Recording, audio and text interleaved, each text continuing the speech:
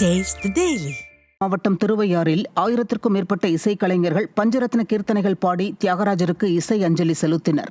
திருவையாறில் கர்நாடக சங்கீத மும்மூர்த்திகளில் ஒருவரான தியாகராஜரின் 178வது ஆராதனை விழா கடந்த 14ஆம் தேதி தொடங்கியது.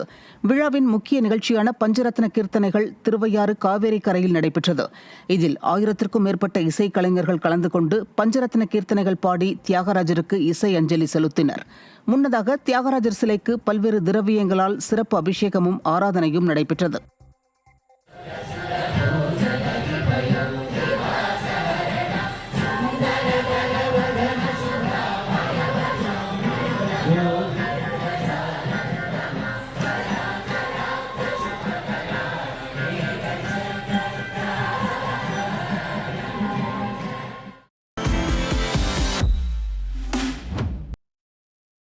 சேலம் மாவட்டம் தாரமங்கலம் அருகே எருதாட்ட நிகழ்ச்சியின் போது வெடி சத்தத்தால் மிரண்ட காளைகள் பார்வையாளர்களின் கூட்டத்திற்குள் புகுந்ததால் பரபரப்பு ஏற்பட்டது.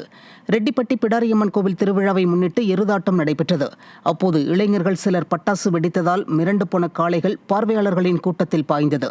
இதில் வேடிக்கை பார்க்க வந்த 20க்கும் மேற்பட்ட பொதுமக்கள் காயமடைந்து மருத்துவமனையில் சிகிச்சை பெற்று வருகின்றனர்.